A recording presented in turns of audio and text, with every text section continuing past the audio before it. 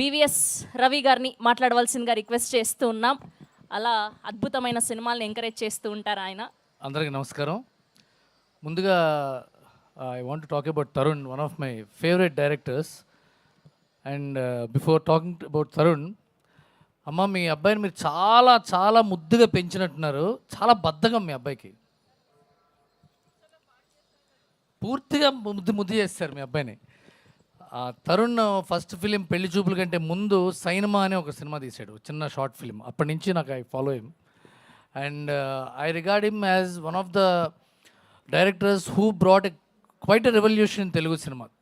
రామ్ గోపాల్ వర్మ గారి తర్వాత అలాంటి ఒక కల్చర్ తీసుకొచ్చిన డైరెక్టర్ తరుణ్ భాస్కర్. తన చుట్టుపక్కల వాళ్ళందరినీ, ఫ్రెండ్స్ని డైరెక్టర్ని చేస్తూ, యాక్టర్స్ని చేస్తూ, వాళ్ళతో ఈగోలెస్గా కలిసిపోతూ ఒక సినర్జీ ఫామ్ చేసి ఒక డిఫరెంట్ సినిమాని, ఒక ఎకనామికల్లీ ప్రొడక్టివ్ సినిమాని తీసుకొచ్చిన డైరెక్టర్ తరుణ్ భాస్కర్.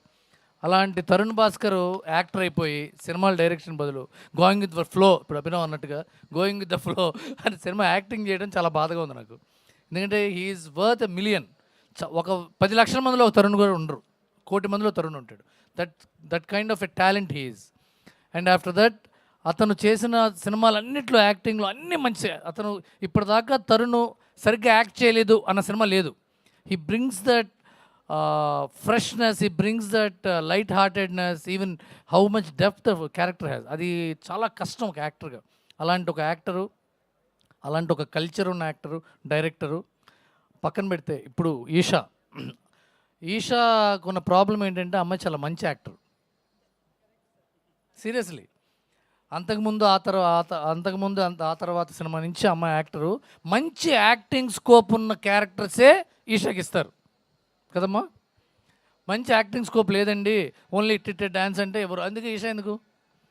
చాలా కష్టం యాక్టర్స్కి, అదే ప్రాబ్లం. జయసుధ గారికి అదే ప్రాబ్లం. చాలా మంచి యాక్టర్స్కి ఏంటంటే యాక్టింగ్ స్కోప్ ఉన్న క్యారెక్టర్లు ఇస్తారు. బట్ ఒక ఫెచ్చింగ్ ఏంటంటే ఇలాంటి యాక్టర్స్ వాళ్ళు బతికున్నంతకాలం తెలుగు సినిమా ఇండస్ట్రీలో ఉంటారు. వాళ్ళు they will do acting till they retire. వాళ్ళు రిటైర్ అయ్యేదాకా ఉండే గొప్ప టాలెంట్ ఈషా.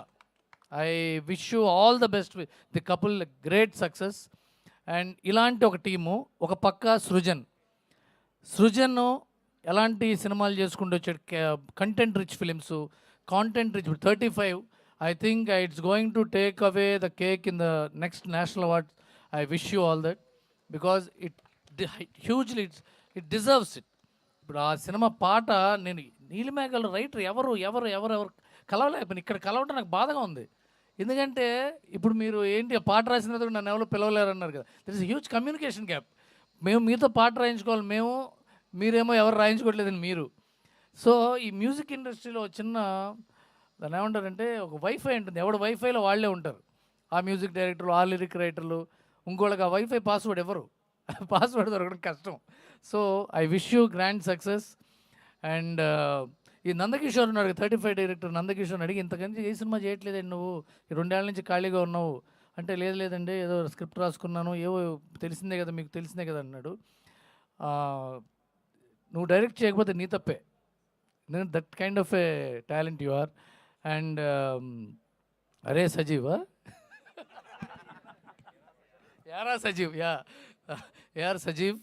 అండ్ చూడ మళ్ళీ అదే తరుణ్ భాస్కర్ కల్చర్లోంచి ఒక సినిమా డైరెక్టరు తన ఫస్ట్ ఏడీతో డైరెక్ట్ చేస్తుంటే తనకు డైలాగులు రాసి ఒక క్యారెక్టర్ కూడా చేయటం, that kind of energy, very healthy synergy, ఒక గ్రూప్గా ఫామ్ అయ్యి పైకి రావటం, మంచి సినిమాలు చేయటం, అలాంటి వాతావరణం తీసుకురావటం.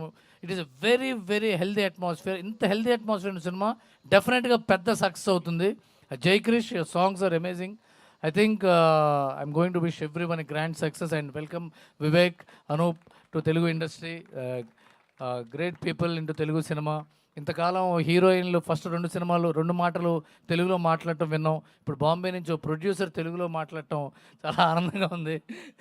All the best to the entire team of this film. Om Shanti Shanti Shanti. Thank you.